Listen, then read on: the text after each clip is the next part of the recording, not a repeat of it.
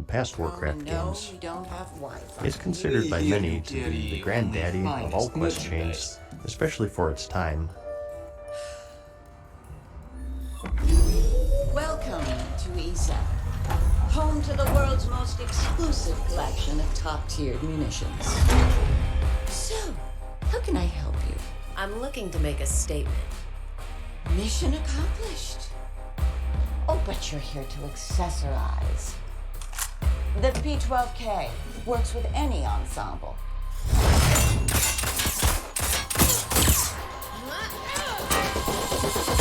That's like the mom jeans of guns. Statement, remember? Right, something more street style then.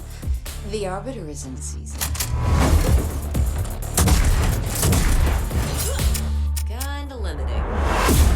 Perhaps something from our high volume line.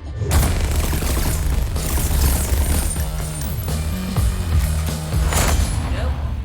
The fully customizable Mamba AC rifle, side-folding polymer stock, pre-floated mil-spec barrel, advanced dual-beam laser sight. The perfect tactical weapon. Too many plastic parts.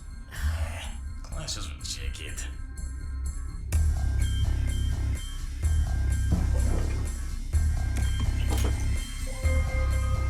Ronin, it's time to go. Shall I wrap that up for you? Nah, I'll wear it out. Excuse me, ma'am, you overpaid. The extra's for the door. You should duck.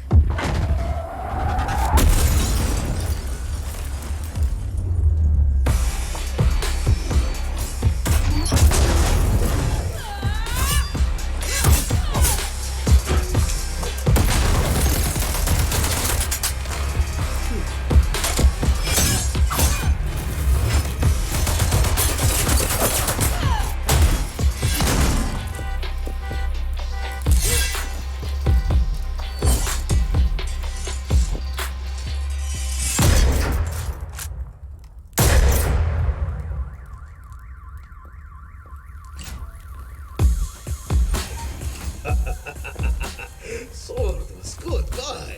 Think of money we'll save on ammo. Okay, we did your store. Now we do mine. Alright. Samiko Sushi, here we go.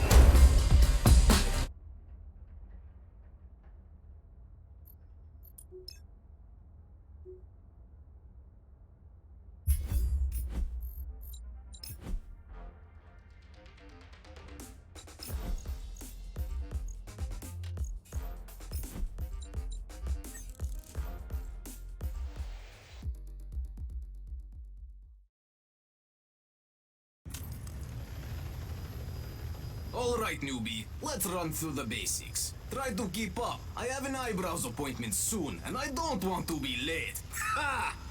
Who are you calling a newbie? This'll be easy. Oh, confident. I like you. Okay, jump out of the plane. Let's go! Good! Oh, you know how to use wingsuit, yes? That was fun. Now what? Okay, let's see. Please navigate the obstacle course to demonstrate your aptitude with various ground traversal methods. Alright, let's get moving.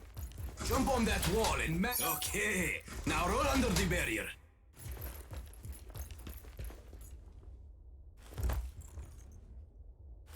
Now jump that last wall to finish. Okay, now it's time to learn about punching and stabbing.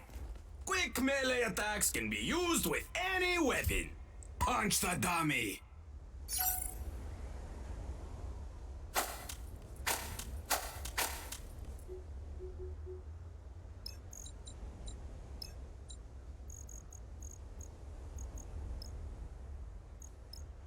Quick melee attacks can be used with any weapon.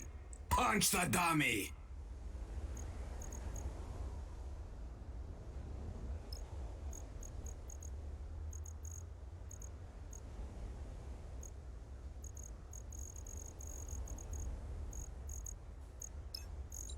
Quick melee attacks can be used with any weapon. Punch the dummy.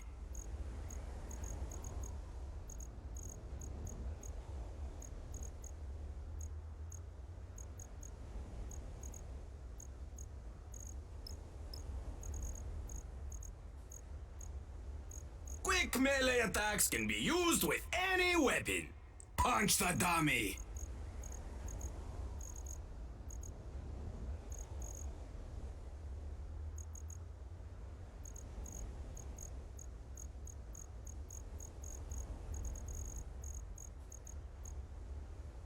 Quick melee attacks can be used with any weapon.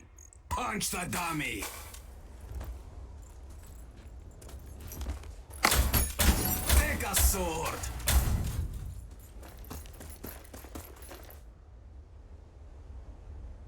Use your primary attack on the training dummies. That one. Excellent. That very good. Now, throw your sword into the target. I'm sorry, throw a sword? Think up. Look at you. Now try juggling swords. Maybe later. What's next? Fine. Climb up to the zip line. Okay, take the zip line. It looks fun, but I'm not sure it's the best way to get around.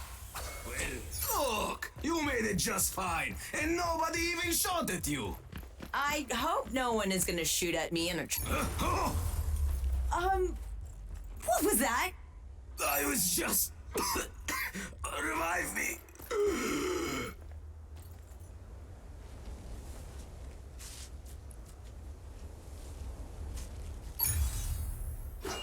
Are you okay? Yeah, I feel like a brand new man. What did you do? Forget about it. Go to the firing range. Okay, time to have some fun. Pick up a weapon. Very impressive. Now light up those targets. Time to reload.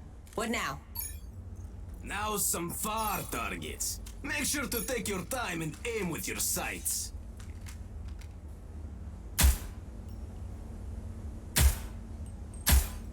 Okay, swap to your other... Oh, that's definitely faster than reloading. That's right. If you don't have time to reload, switch to your secondary weapon. Now I will teach you some tactics to win a firefight. Okay, back to normal. You can also use pings to mark important places on the battlefield. Try it out. You can ping an area twice to mark it as an enemy's rocket. Very good. Move to the next area. Alright, listen up, newbie. You won't have a good time if you get shot whenever you go on a mission. It's time to learn to take cover. These turrets will track your movement. Get down behind the cover to break their line of sight.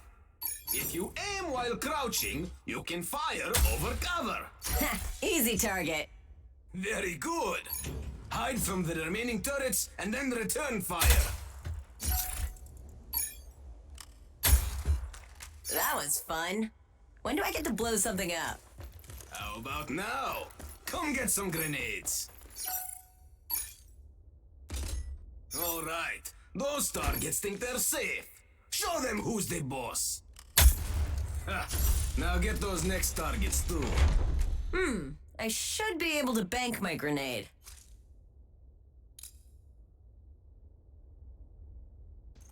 Right. If you hold the grenade too long, it will end badly for you.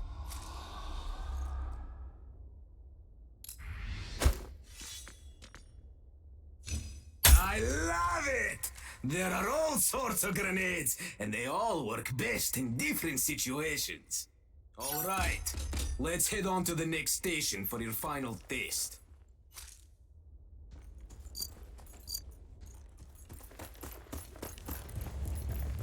Almost done. Every rogue is equipped with a unique piece of equipment. brought something with me. Give me a target. Ho, let's see.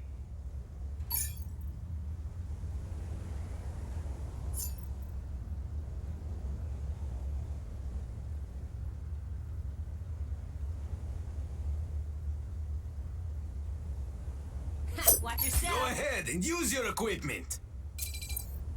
Wow, that was a big boom.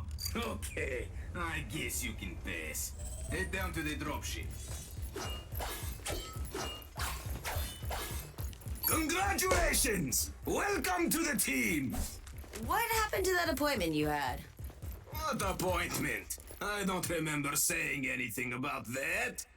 Anyway, first round is on you! What? Ah, fine.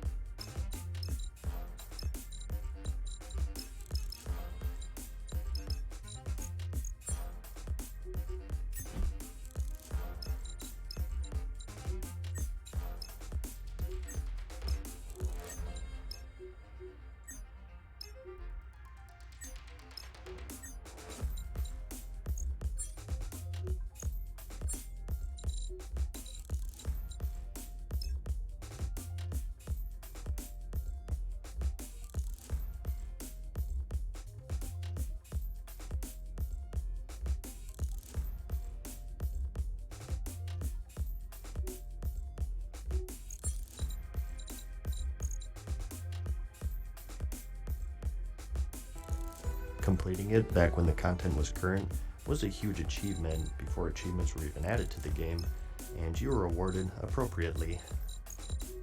It was removed in the Cataclysm expansion, along with a ton of other stuff. What is dead may never die. So, let's go over it from the beginning. You might find this handy as a guide for when Classic launches, but that's not really the intention since I won't be going over boss strategies and whatnot. I just want to give you an overall look at the chain. And we'll do it in 2 parts since it is quite long and I do want to be fairly thorough. It all started in the Silithus Zone, which was released in patch 1.9, which was the Ahn'Qiraj patch. In this one, we got 2 raids, the 20-man Ruins of Ahn'Qiraj and the 40-man temple of Ahn'Qiraj. But there was a catch. The gate leading to these raids was locked, and the only way to open it was to complete something called the Ahn'Qiraj War Effort. These gates were locked long ago during a conflict called the War of the Shifting Sands, where the minions of the old god Cthulhu, the Qiraji, launched an invasion upon Kalimdor. Not going into super detail here, many people died in the skirmish, but ultimately, the Qiraji were temporarily defeated by being locked in their kingdom by the Archdruid Fandral Steghelm and a few dragons. There's still a threat that needs to be taken care of though, so the Alliance and the Horde have to work together to launch an offensive against the Silithid Kingdom. And to do that, they need copper bars and many other crafting materials. You turned these into NPCs in your faction capital, and it kept a running tally that was shared with your entire server. So, hundreds of thousands of crafting materials, and it was a pretty time-consuming thing. Definitely a good time for gold makers, that's for sure. And it was also the first time that I recall that the Horde and Alliance had to actually work together in-game. This was pretty substantial since the faction war was at its peak, so it's like two enemies working together for the greater good, which would be repeated later on, but this was pretty cool since it was the first time.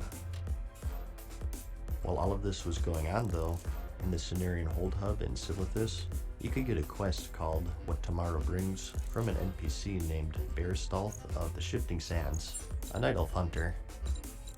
He gives you some cryptic information and basically sends you to the Caverns of Time in the Tannerus Zone to talk to the Bronze Dragonflight, who will sort of be your brain trust for this chain. They have a reputation tied to them called the Brood of Nazdormu. You're pretty familiar with these guys by now. They're the time-traveling dragonflight located at the Caverns of Time, which was closed in vanilla, so this little hub was right outside of the gates. Time to get to work. The specific NPC you're looking for here is Anachronos, and he doesn't mess around. He gives you a follow-up quest called Only One May Rise, which requires you to kill the Blue Lord Lashlair boss in the Blackwing Lair raid. So already, we have some raiding content here. At this point though, if you were a serious guild, this wasn't a huge challenge as he was only the third boss With in a the team raid. like this, The we only can't challenging lose. part was that until a Burning Crusade patch, just one head dropped for just one person out of your entire 40-man raid. Well, it makes sense if you think about it. One Draconid drops one head. Pretty unforgiving. Over here. You can safely bet that there was a ton of drama that came with it. The question was, out of all 40 raid members, who got the head? It varied from guild to guild, of course, but whenever something is in such a high demand and low supply, you knew that there was going to be trouble, and only a fraction of the people who started this chain would actually make it to the very end. Who will be the one to get the legendary mount and the unique title? Only one may rise, indeed.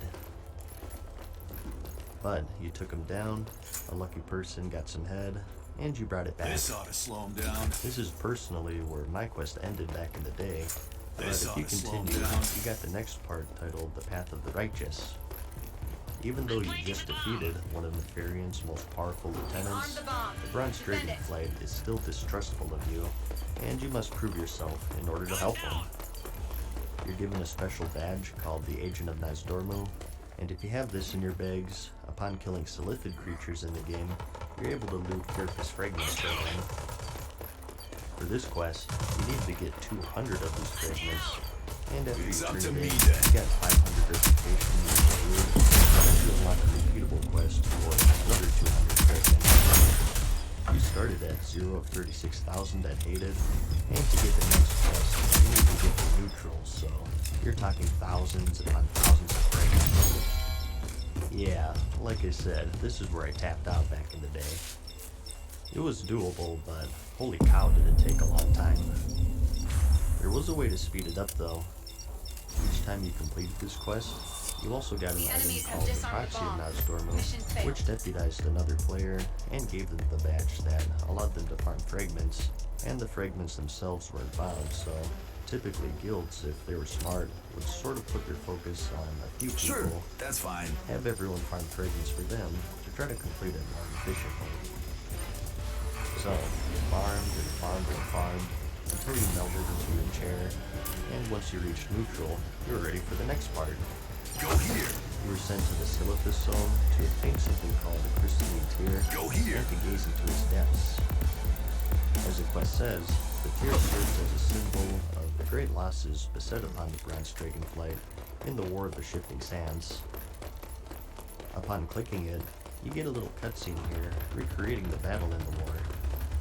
Various members of the Dragonflights created the version for the Archdruid Vandal Steghelm and Deploying Anachronos lethal! to seal the gate to Ahn'Qiraj.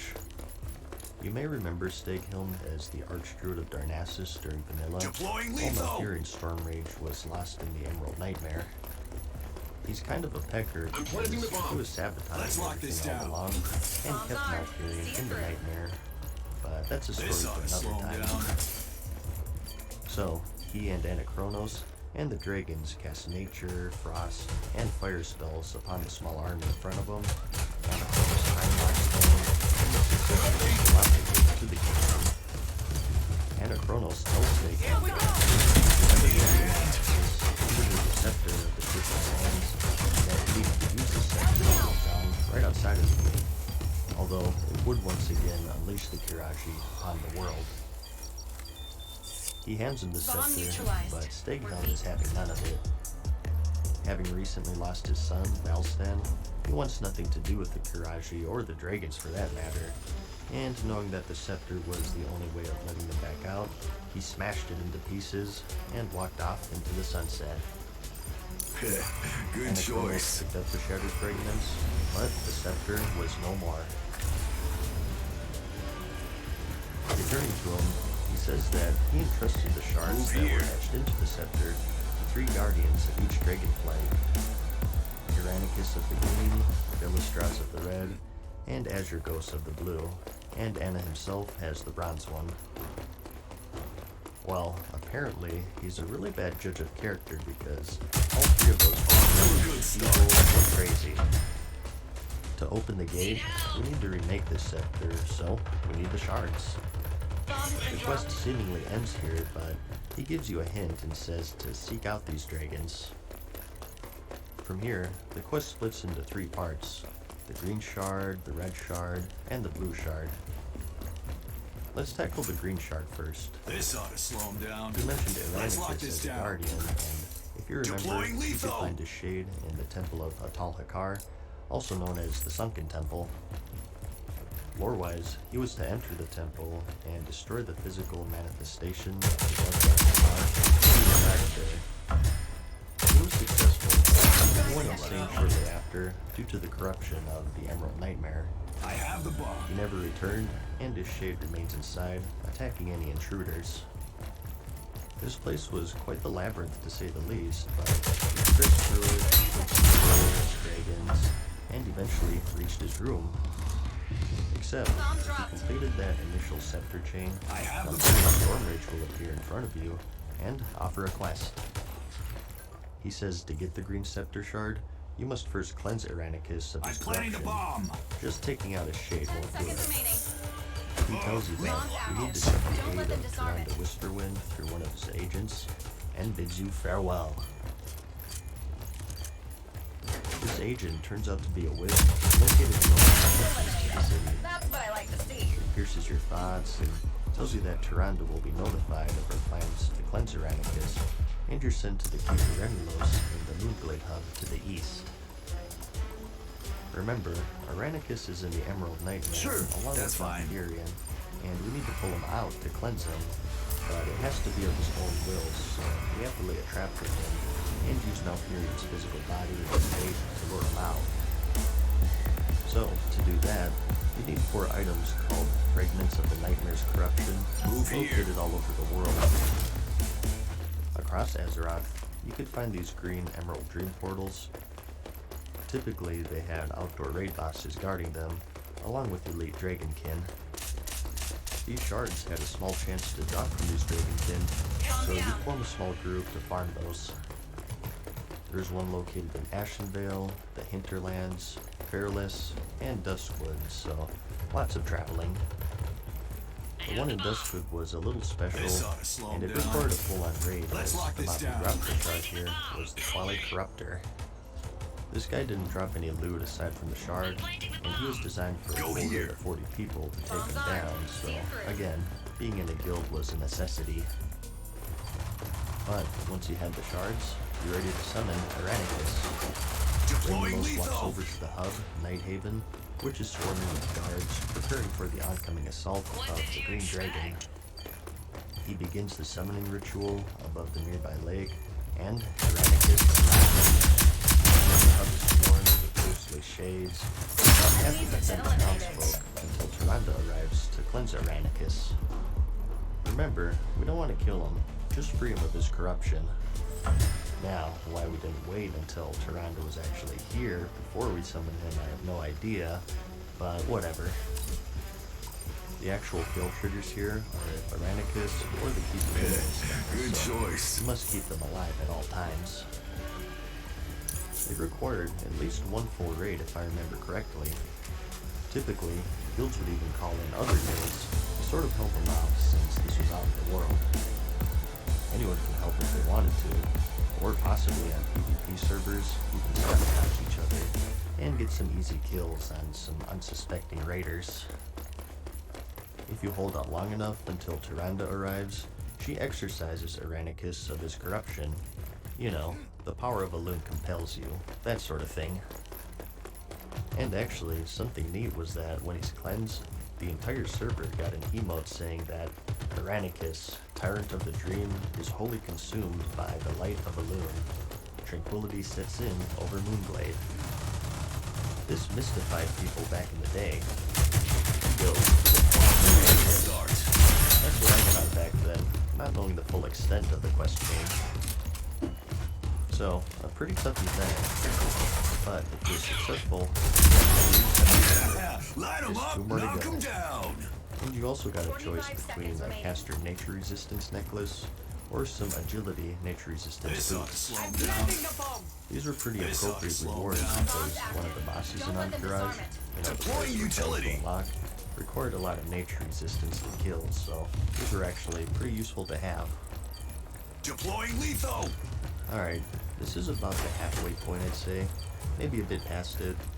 Like I said, this one's so I'm gonna take a break here and finish up later. Keep an eye out for part 2, which will hopefully be done within a week. In that one, we'll finish up with the 2 remaining shards, talk about the finale, the rewards, That's fine. and all of that good stuff. So, I'll see you then. I hope you enjoyed this series. I think it could have some potential since there are a lot of cool questions in the game. And like I said, not just the ones that were removed. There's a few current ones that I'd like to talk about as well, but I just figured that I'd knock this one out first since it's like the holy grail. Anyways, that's all I got, I guess. I hope you found the video interesting or entertaining. Like it if you liked it, and I'll see you in the next one. Peace. Farewell for now. Good start. We hope you enjoyed today's video. See you again soon.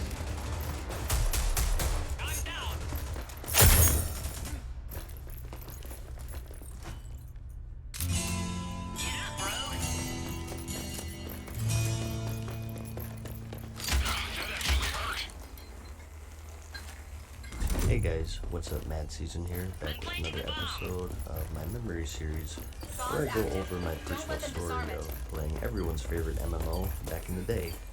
Sorry about the gap between the last one, but Let's this is lock part this 4 in down. the series, and in the last one, we This ought left to off slow with a him cliffhanger. So far, we've covered my early steps, some of the alts I dabbled in, and how I eventually settled on Deploying Paladin. utility.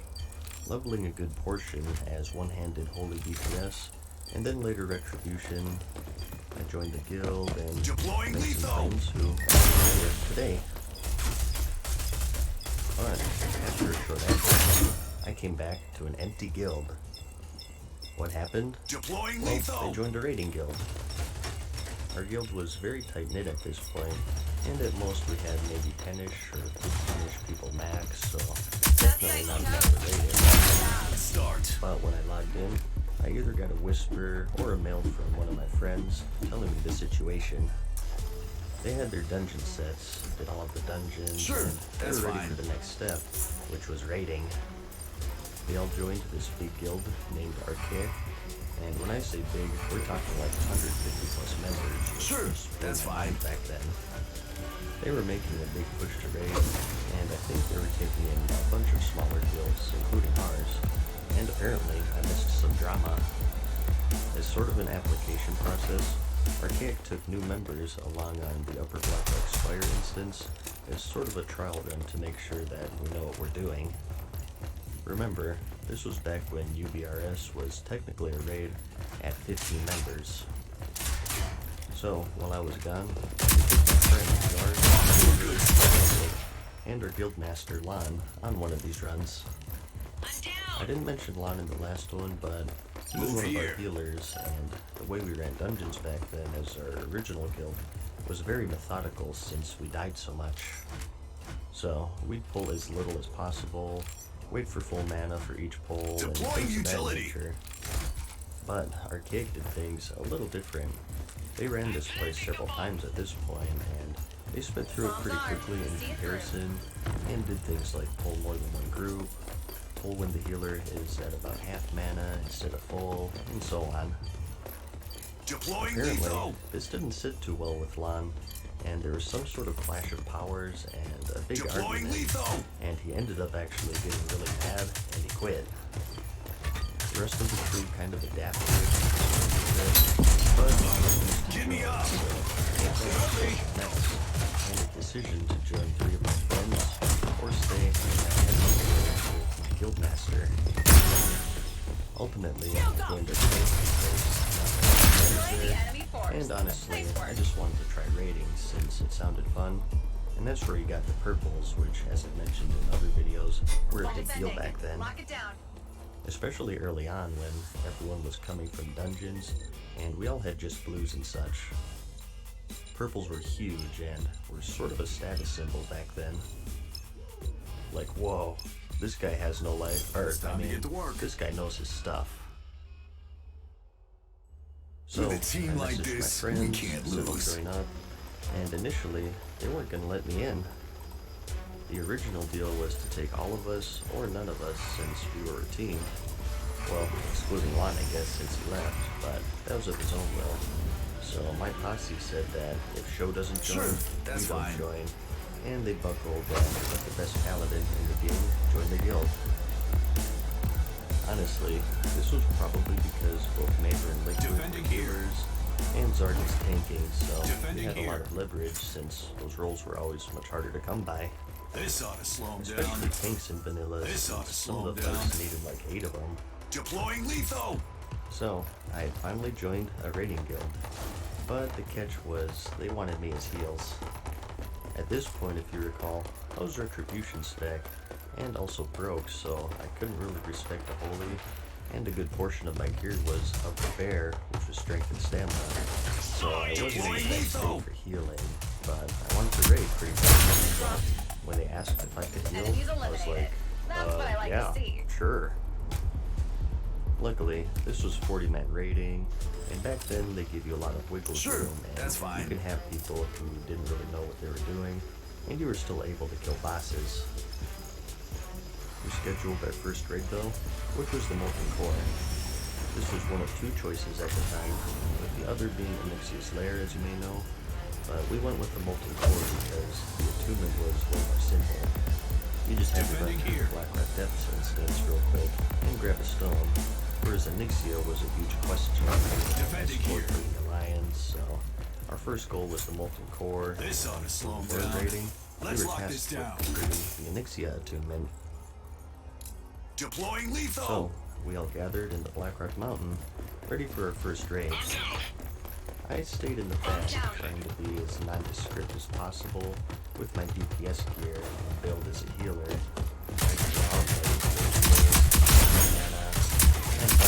That's what you get. Can't If do there's one that. thing I remember from my first raid, it was Deploying buffing. lethal.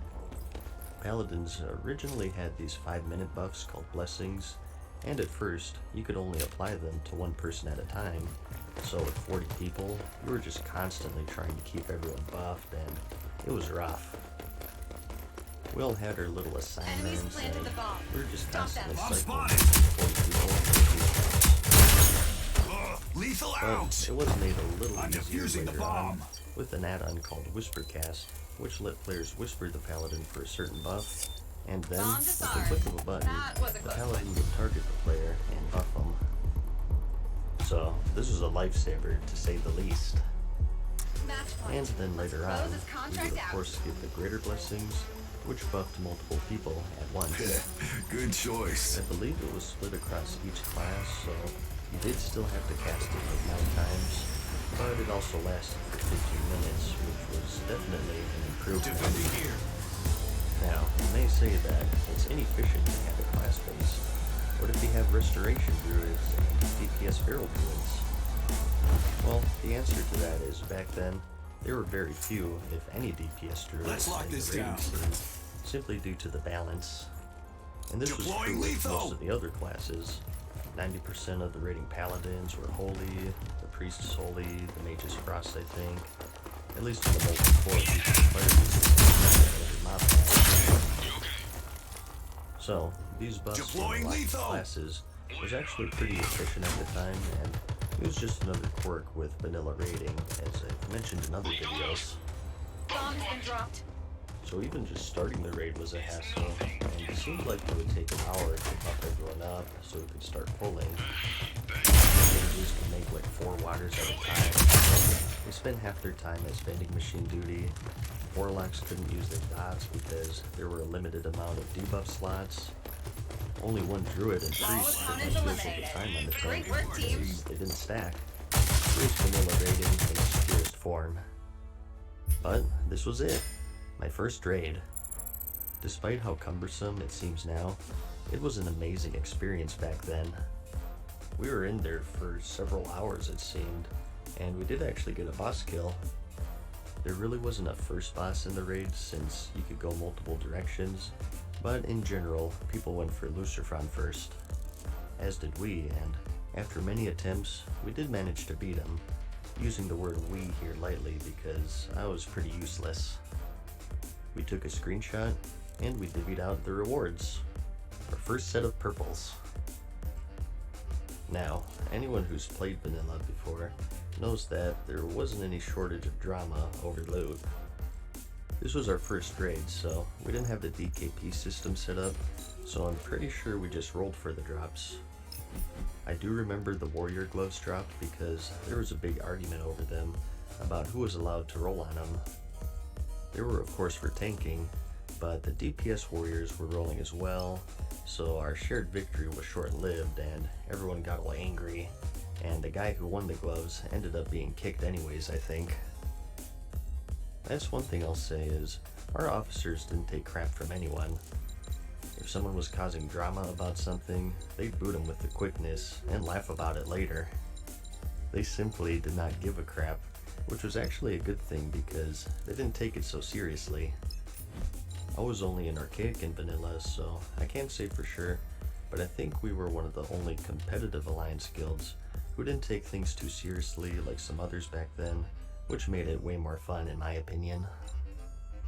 I'm surprised I didn't get booted because I was a stinker back then. I remember I did get in trouble during the Christmas holiday. I'm pretty sure it's nerfed now, but back then you could buy these snowballs from vendors, and these would actually knock down people in your party. Not your raid, but if you were in the same party in the raid, it would work. At this point, I was friends with one of the officers, so I had him move me wherever I wanted to, and during the trash pulls and raiding, I would sit in the back until a caster is about to finish their spell, and then knock them down with a snowball. Okay, here's a good one for you. I'm telling you, I was a stinker back then, but there's also this jump to the Molten Core that was a shortcut. Instead of going all the way around and through that middle platform, you can instead just jump down to a little ledge down here, and then you heal up, and then jump down once more to this ramp right next to the lava. So So there's a tip for you, for those of you out there who are gonna play Classic.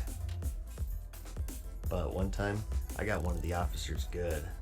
He was getting ready to make this jump, and I caught him. Pow! I caught him with a snowball, and he missed the ledge and fell to his death. He was screaming on TeamSpeak, "Who did that? Who did that? You're paying my repair bill." And I quickly sauntered on out of there and got out of Dodge before I could be found out. Like I said, I was a stinker back then. Well, I still am today, but not as much as back then.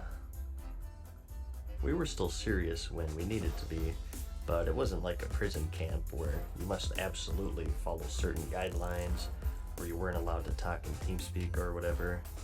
It really was a fun environment to be in. Definitely not for the faint of heart, that's for sure. There's some crazy shit going on in that TeamSpeak, which, if I were to go into detail, I'd probably get banned from YouTube, so I'll just get back on track here. So, our first raid boss was Lucifron. I don't remember the drops really, aside from the mic gloves, since there's some drama with them. A lucky few got purples, and we called it a raid. One boss down, 9 more to go. From here, we started to get a bit more structured and started using the dreaded DKP system where you got points for participating in boss kills, and you spent them on loot. We also set up rules for who can bid on what, to avoid as much drama as possible, and we were officially a raiding guild. We got a website, set up times for raids, the whole 9 yards pretty much. I think we'd raid 5 nights a week for 4-ish hours, which was pretty hardcore. That was a big commitment, but a lot of us were still in school and college and whatnot, so we had the time to spare. I want to say that my first raid purple were the Lawbringer bracers. I know it was our tier 1 set, Lawbringer, and I want to say bracers because I remember running around naked in Ironforge with just my bracers on to show everyone how cool I was. I was pretty proud of myself. So, the early stages of raiding. We're progressing through the Molten Core, and I made a lot more friends. We also had our fair share of drama. Some of it was hilarious, and some of it just made you roll your eyes and facepalm. My guild was very entertaining for the most part, and we had a lot of fun with it, I thought. In the next one, I'll go over more raiding, more shenanigans, and maybe even wrap up the vanilla portion of the series. I hope you're enjoying it so far.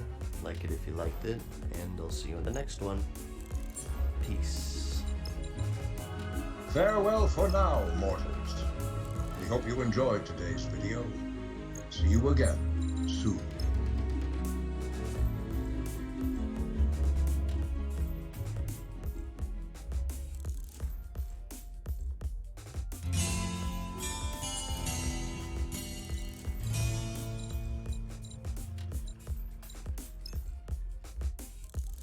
Hey guys, what's up? Mad Season here, back with another episode of the Azeroth Arsenal.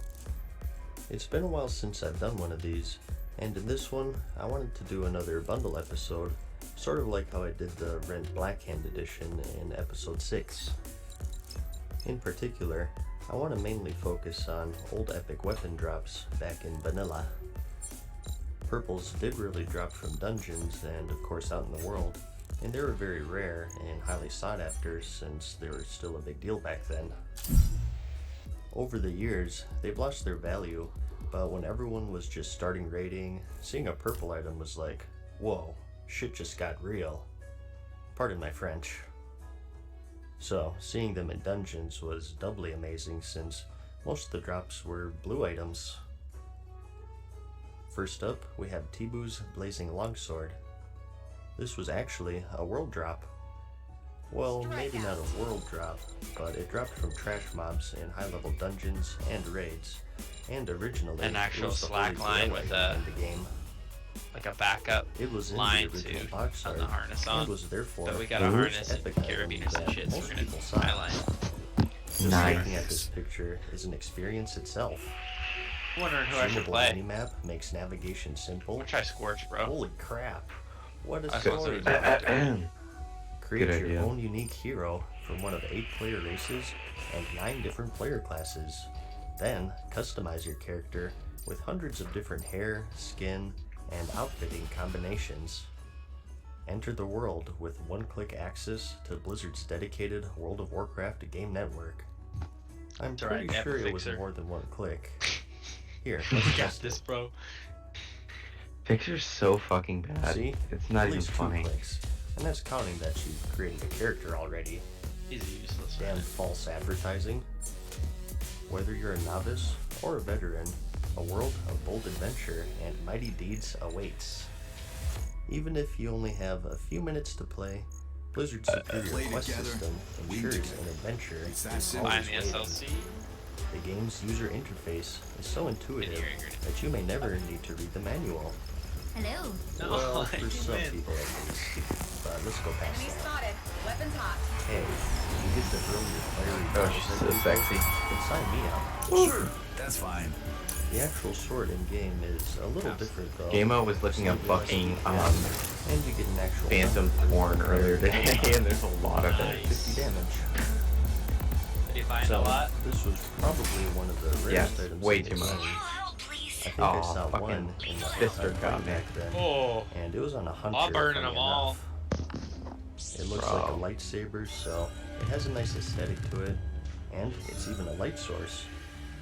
If you bring it to a dark area, you'll Holy see that it shit, lights her up the DPS area is a bit, nasty. which is a cool, subtle little detail, I think. Ted, you can rush. Oh shit, no, I'm too dead. The rarity of this item has diminished ever since the Damn. Warlords of Draenor expansion, because you could get it from Well, one our of the teammates are buildings there. certified useless.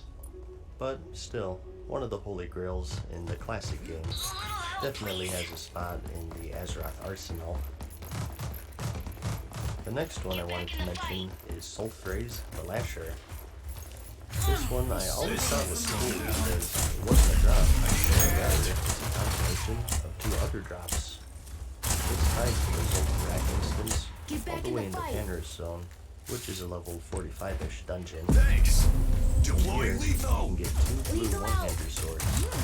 Same phrase the Deflector off of the Altusul boss, who is the Basilisk Keeper, and Let's Jane lock Trace, this the down. Protector from the Chief Tutor's Sandstorm Deploying boss. lethal.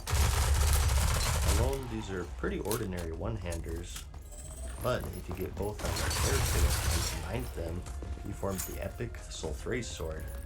The model looked quite nice at the time, especially for its level.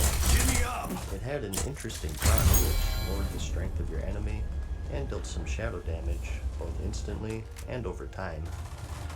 Back in vanilla, we had a bunch of items with unique procs like this.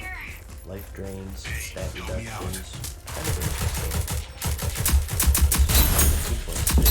This which made it pretty fun actually, since you wanted slow weapons back then.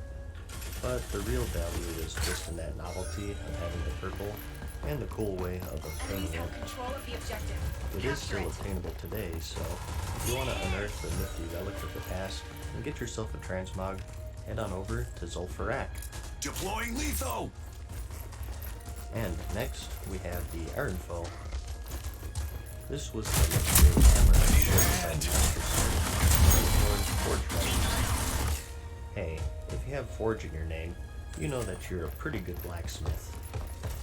You may remember him from Vanilla. He was a secret ghost NPC that was outside of the Blackrock Depths instance, Get up. the one who On your gave you the feet. quest for the key to the place. He was the creator of Ironfoe, and it was passed down into a character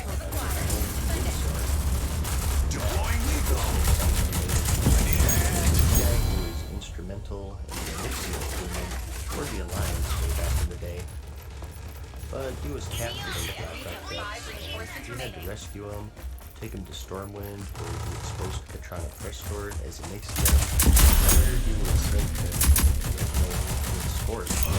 Get me up. So, when he was captured, the leader of the Enemy Sparko Dark here. Person took Ironfoe to wield for himself, and adventurers could loot it from his corpse if they were lucky. And when I say lucky, I mean very lucky because this thing was rare.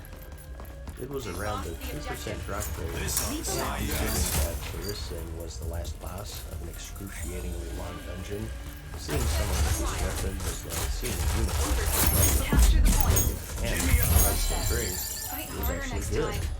Really good, in fact, because of its proc, which gave not just one, but 2 extra attacks on your next swing. Typically, rogues and fury warriors were the lucky recipients. Hey, hunters can't use maces, so luckily, this is safe from their wrath. Sure, that's fine. And it's still obtainable today, although the proc has been nerfed with just 1 extra attack.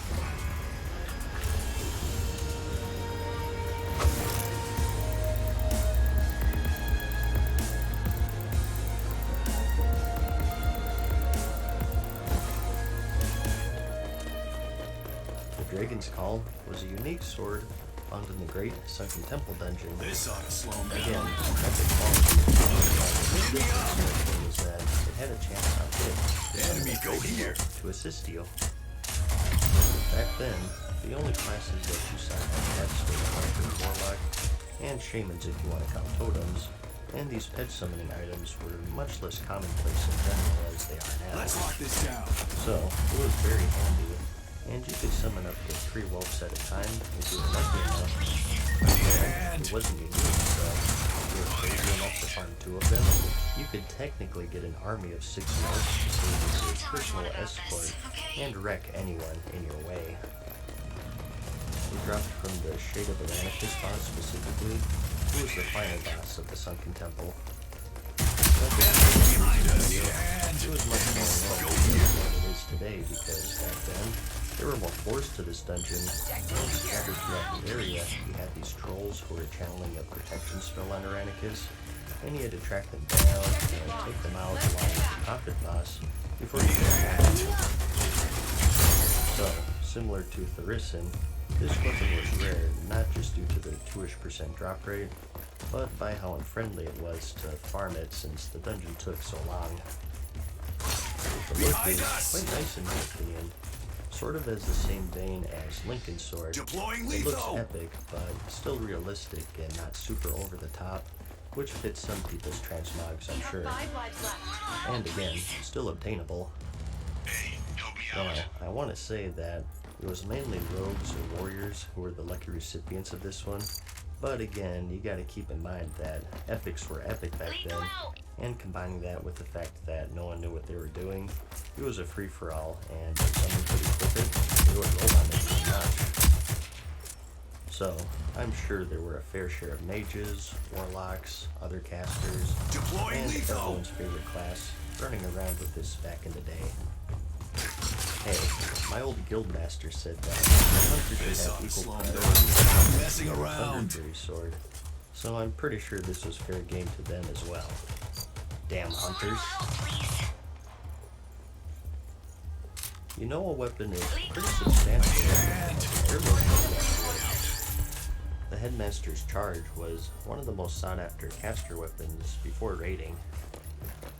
It dropped off of the Dark Master Gambling. He was the last boss of this 45 place. seconds and this one's ours. And what made this one special, honestly, was its look. It was a staff, of course, adorned with bone spurs and a Diablo horn skull at the top. At the time, there wasn't anything like it, and it definitely had an unused effect that increased the intellect of you and any nearby party members, which made you pretty popular. Like I said earlier, Vanilla had all sorts of cool procs and unused effects, one of the many RPG elements that's diminished over the years. The original staff is no longer in the game, unfortunately, due to the Scholomance revamp in Pandaria, so the only wielders are the select few who farmed it out before then. You can still get the transmog via the re-release Headmaster's Will, or like I mentioned, the heirloom staff. But that's about it for this one. There's another set of cool classic items for you. Let's lock this down. Hopefully, you learned about some stuff you didn't know Slow about. him down. Or heck, maybe it'll be useful Enemies behind us. to play the classic servers. Anyways, I hope you found the video interesting. Like it if you liked it. And I'll see you in the next episode of the Azeroth Mission. Control point contested. Farewell for now, mortals. We hope you enjoyed today's video. See you again soon. I'm done with you. Utility out. Let's lock this down. Not yet. Deploying lethal. Not yet. Alrighty then, guys. I'm back with part 3 of the Memory series, where I share my personal story of how I started World of Warcraft and some of the hopefully interesting or funny adventures in it. In the last episode, we talked about most of the alts I dabbled in. I remade that undead mage, I leveled a hunter, and I got a really awesome hunter weapon. Got some angry whispers because of it, and just had a good time in general. I'm sad to say that I actually didn't make it too far after that. I think I stopped at the low 20s.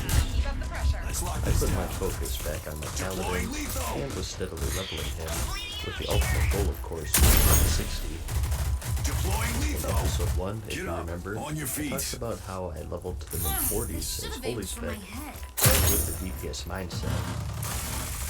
This got me into many dungeon groups, which was fortunate for me, and unfortunate for my group mates. This ought to slow him down. And you know I say that, but I really just sort of blended in back then. Hey, the game was still new. Everyone sucked. Some were a little worse off, but with good teamwork and practices, it was doable. I mentioned my 3 friends in part 1, and that was Zarg, Neighbor, and Liquid. I met them in my friend's guild, the one who got me into the game in the first place. I think I met them in a dungeon, I want to say. Our first one was Gnomeregan, I believe, which was level 30 back then. Control point contested. It took many hours because that place was a maze. Remember, there were no dungeon maps back then, and this place was like the granddaddy of labyrinths, especially for its level.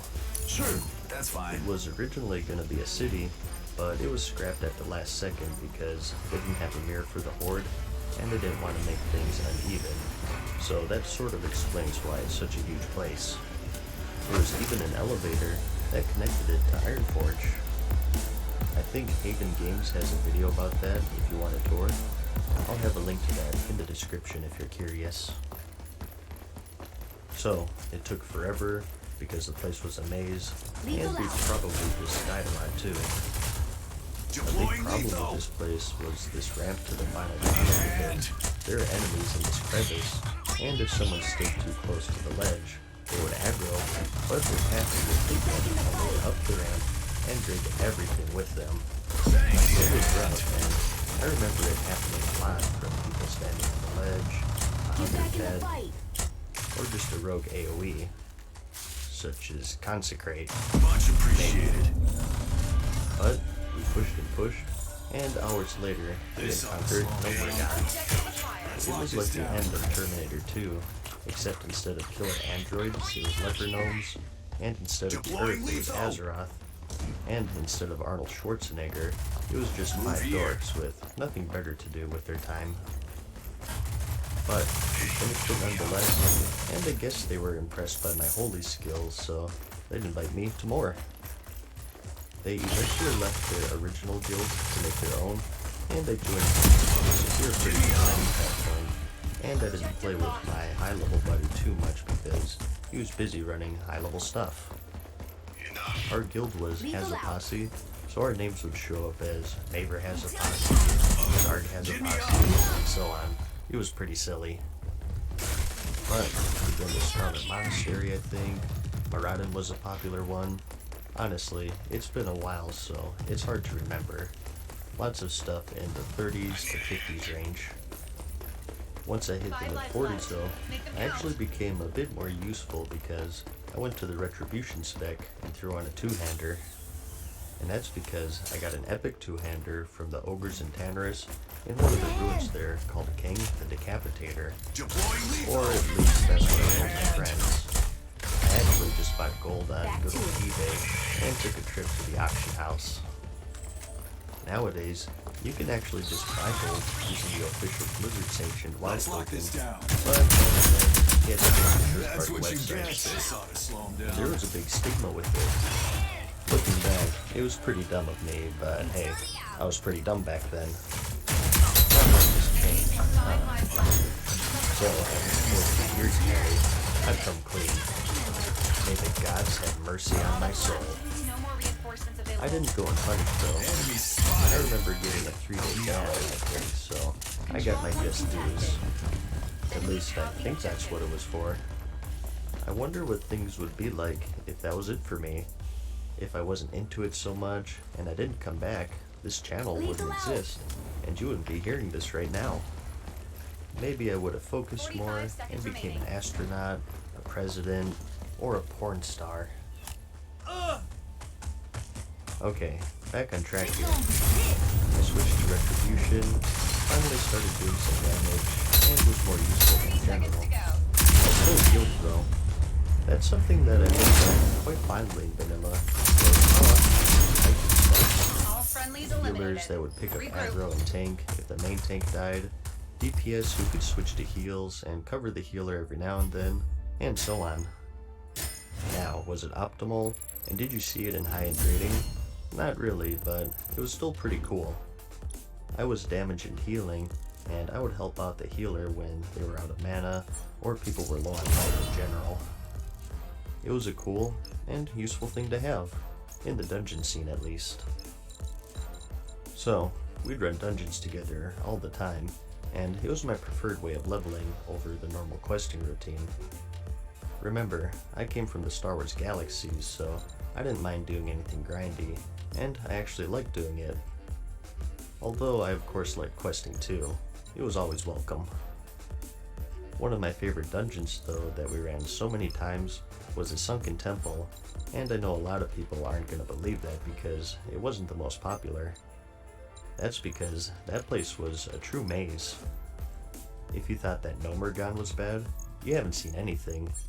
The Sunken Temple, in my opinion, was the most confusing dungeon, and I argue that even to this day with my friends. Even worse than the Blackrock Depths, which is bigger, I'll give it that, but it's way easier to navigate and remember what hallways lead where, in my opinion. And, to back me up, Blizzard even removed it because it was so confusing.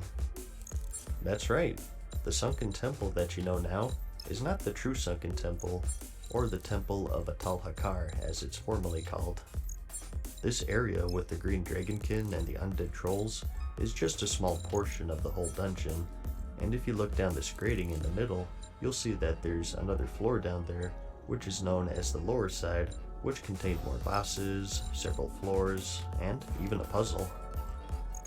The actual dungeon was insanely confusing because everything looked the same. In other dungeons, everything is distinct for the most part, and you can use your minimap a little to navigate it. But in the Sunken Temple, it's just green stairwells and hallways leading to green stairwells and hallways. And the minimap is next to useless because it's multi-layered and you can never tell where exactly you are. It was a labyrinth where part of the difficulty was just figuring out where the hell you were, and that's why I liked it. A dungeon in the truest sense of the word, and it's a shame that it's not in the game anymore. I can understand it not being in the Dungeon Finder because people would just get lost, but I don't see why they had to completely bar access to it, even outside of the Dungeon Finder. We ran it many times and eventually mastered it, and it was one of our biggest achievements early on before we started raiding. Speaking of which, let's get into that and how that whole process started. Our first raid, unbeknownst to us at the time, was actually the Lower Blackrock Spire because, remember, this was technically a raid back then, although it was 15 people max initially, I think. What we wanted to do was the Blackrock Depths, and we knew that it was in the Blackrock Mountains somewhere, but we got turned around and somehow ended up in the Blackrock Spire rather than the Blackrock Depths. And we were like, damn, this place is tough. We were only level 50-ish, which is why we wanted to do the Blackrock Depths, since I think it was around that range, and the Blackrock Spire was 55 to 60 I believe, so it didn't go so well to say the least. One of the side effects of not having those handy instance portals on your map, I guess. But when we actually found the correct dungeons, we mainly did them on our way to 60, and they hit the cap a little before me. I was always a level or two behind them. I hit 60 doing my normal thing of just straight up grinding mobs. This time, it was those yellow worm things in the Eastern Plagueland zone. I did screenshot my final level, but unfortunately, the computer that I originally played on is long gone, which is a huge shame because I had so many screenshots from level 1 to 60 and even beyond. Hundreds probably, and they would be perfect for these videos. I really want to be able to show them to you, but unfortunately, these dramatic reenactments will have to do. So, I dinged 60 on some random worm in the Eastern Plaguelands. I think everyone remembers their first max level. As you know, in Star Wars, there really wasn't a finish line like this.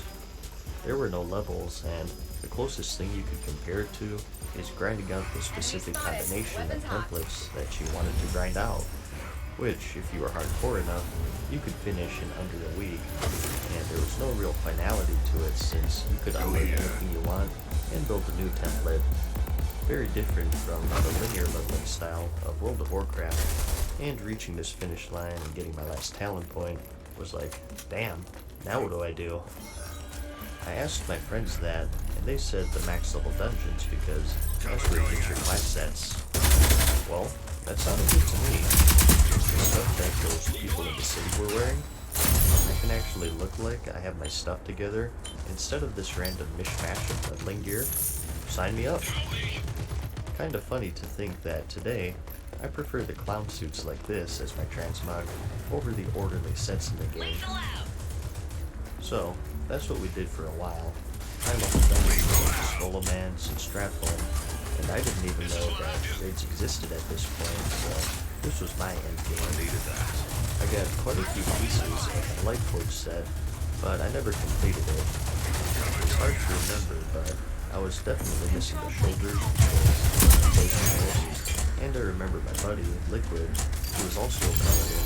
He got the whole set, and I was pretty jealous. My buddy Zard, who was the warrior, got a full set of Valor, I think, and our healer, Maver the Druid, got Wildheart, so they were good to go, and I was just a few pieces short. But I had fun, so that's all that mattered. We ran dungeons every day, and I made some really good friends. When I was talking earlier about how much I like Military, and I was thinking this century, and honestly, I was training for everything. I met so many people, as you'll see in the coming videos, that I really consider as true and close friends, even to this day, nearly 14 years later, and if I didn't come back, I wouldn't have my YouTube channel where I made even more friends, and I get to share my stories with people like you who are kind enough to give me the time out of your day so many times. So, we are the Posse. We weren't the best by any means, but we have some fun.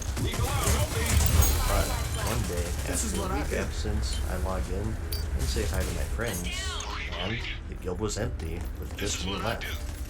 What happened? Find out on the next exciting episode of Mad Season Ball Z. Farewell for now. Hope you enjoyed today's video. You will get We're out of reinforcements. Overtime. Capture the point. Cover going out. Not yet. 45 seconds left. Keep it up.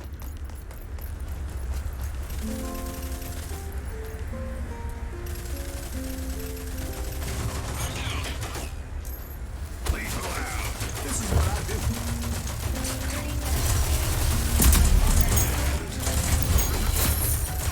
Yo, you need a man pack.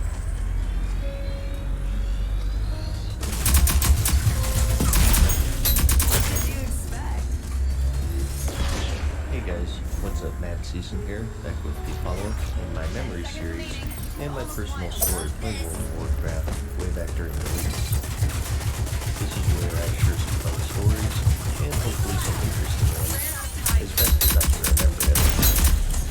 In our last episode, we kind of went over the first steps, my difficulties learning the game, which I really should have had at that point since I played an MMO beforehand, but I was pretty young back then. 13 years was a long time ago. We talked about my first characters, which was at first a mage, then a warlock, and then my paladin, with my paladin being the character that I actually got past level 6. We talked about seeing Ironforge for the first time, some of the friends I met along the way, and my trouble with boats. Since then, actually getting some good playtime in, I started paying attention and started to learn stuff. I used abilities, talent points, trained weapons, and even trained my skills. Although back then, each skill had ranks, and I'd be shocked if I was adept enough to drag the new ranks into my action bar. In fact, I remember using the lower rank Divine Shield up until level 60 when I tried to bubble mark once, and I got broken out of it. So, until then, I was probably using all rank 1 stuff, so I was better when I first started, that's for sure, but still a little rough around the edges. My paladin did end up being my first 60. I did experiment along the way though. Like I mentioned in the last video, I sort of went around Ironforge and noting what classes that I wanted to play, which was based off of looks mainly, which in hindsight was pretty silly considering that any class can be or lane just depending on what gear that the player has. Now, it's been a while, but the first alt I made, I want to say was a hunter. A dwarf one to be specific, since why not? My other dwarf worked out to be pretty good. And to be honest, seeing that being hunter in the cinematic was pretty cool, and I wanted to be just like him.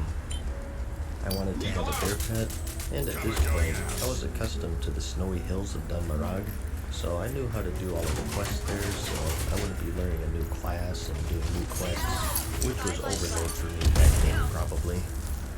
Don't take quests for granted back then. Even in the starter zones, some of those suckers were tough. Remember, this is before any quest waypoints, and in my case before Thoughtbot even. I was just playing the game, and I had no idea of any outside resource to help me figure stuff out. Not even YouTube was the thing back then, and of course I didn't have any add-ons installed. I think I only started with those once I started raiding because I had to get the Whispercast add-on, which helped automate the Paladin blessings and raids, which made Paladins playable in 40-man raiding, if I'm gonna be honest.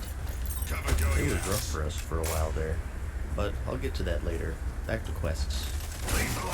So, you were given these quests with no waypoints, and you had to actually read them to figure out where to go. I know, crazy, right? Reading quests. They'd say go to the west, or just north of here, and usually you'd be able to find them if you were good enough. So, having gone through most of the ones in Dun Marag, and even the next zone, Loch Modan, I was pretty set. Sometimes people ask me what my favorite zone is. It's a tough call, but for vanilla I think, I'd have to say Dun Marag, just because it was the first one that I really explored. Now that I think about it, is it Dun Marag or Dun Moreau? I've always said Dun Marag, so I'm just gonna go with that. While we're talking about quests though, another point I want to bring up, again relating to Star Wars Galaxies. Yeah, I'll be making a lot of comparisons to that by the way, since I gotta get you into my mindset. But in Star Wars, like I mentioned in the last video, it was super open world, and you were just sort of thrown in there with a knife and a melon, and you were told, good luck. Really, that was it. There were no quests in Star Wars like there is in World of Warcraft. We were told to go here and do this. Rather, to level, you just grinded mobs pretty much. The closest things to quests were called mission terminals, which gave you a waypoint to kill a creature lair, where the only variety is what type of creature you're killing. That was pretty much it though. And as archaic as that is, I think it really shaped my preferences in MMOs in general. It's why in these games where other people can't stand stuff that's grindy, such as artifact power, I never minded it. I think mainly due to the grindy nature of Star Wars Galaxies, with how much fun I had in that game grinding, it's made me more open to repetitive tasks in MMOs in general. Hey, I got the salty title, so I think that's a pretty good testament to how much I like grinding. I'm still working on the insane title though. But back on subject here, with this grind system to progress your character in Star Wars, seeing actual quests in World of Warcraft was like, whoa, this is different. Having a set path of certain zones and progressive quests to a lot of people seems pretty straightforward and common sense. But for me, and I think a lot of us who came from Star Wars, it blew our minds. I think looking back to World of Warcraft's structured style, it was probably better, especially considering that Star Wars is no more and it tried to become a clone of World of Warcraft in its dying breath. But still, for me, there's a certain charm to that sandbox style. Just being thrown into this massive world and having to figure out what the hell the goal is. And that's the beauty of sandbox games. There is no goal. It's what you make of it. Maybe the finish line was maxing out a certain profession, or maybe it was being the mayor of a player city, or maybe it was just exploration. So, going back into Azeroth here, this exploratory nature from Star Wars sort of carried over for me. Even if it wasn't quest related, I'd check out these caves, look for treasure, and just explore the world. Even to this day, when I'm making videos, I'll get distracted and try to wall climb to somewhere where I shouldn't be, just to see what it looks like and explore.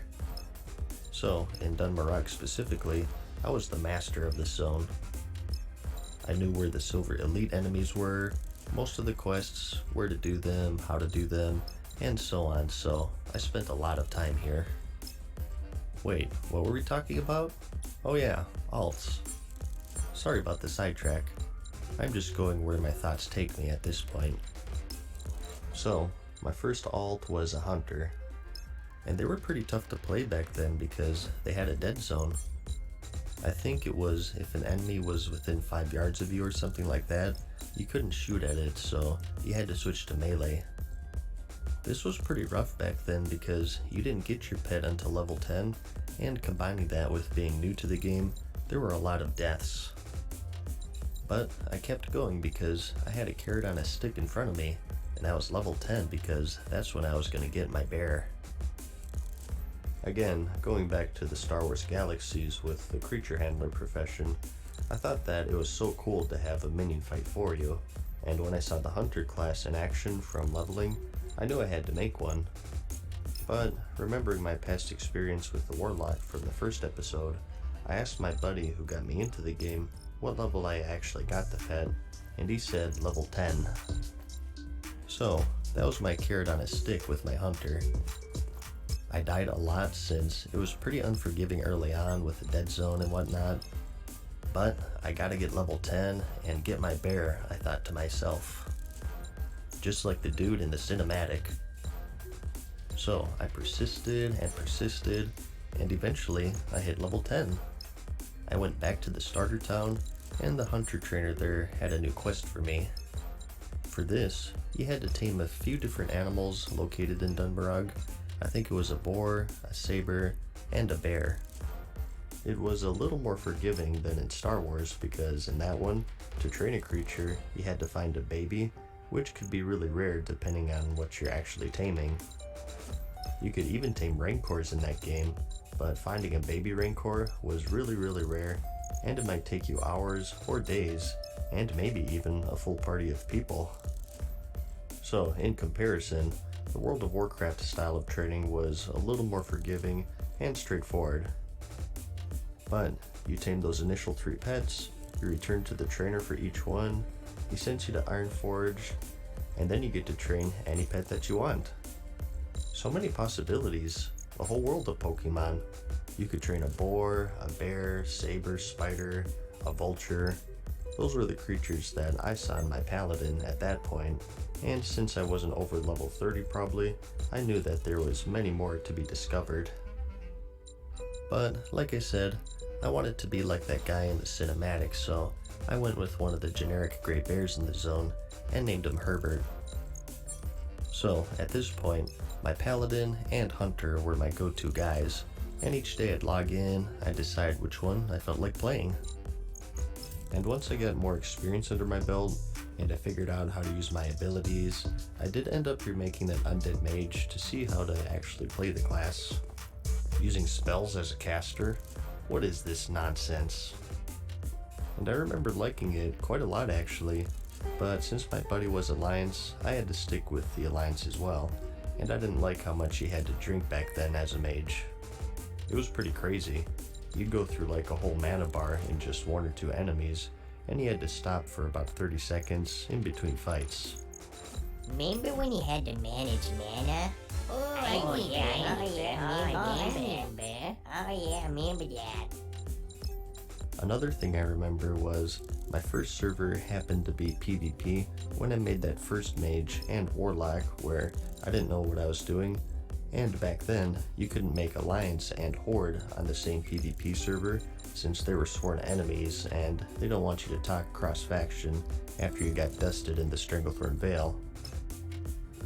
So after I moved to Khadgar, which was PvE and didn't have that restriction, and I remade this mage, I expected to see that message again when making the character.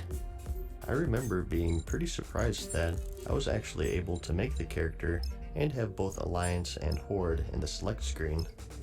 I thought I hacked the game or something, like I was in the Matrix or the infamous hacker known as 4chan. The whole time I was playing I was like, heh, outsmarted this game. But after reaching level 10 or so, I was getting scared that I'd be caught and have my account banned or something, so I ended up deleting him just to be on the safe side. Don't want to get banned for hacking. We ended the last video on a funny note, so let's do that again.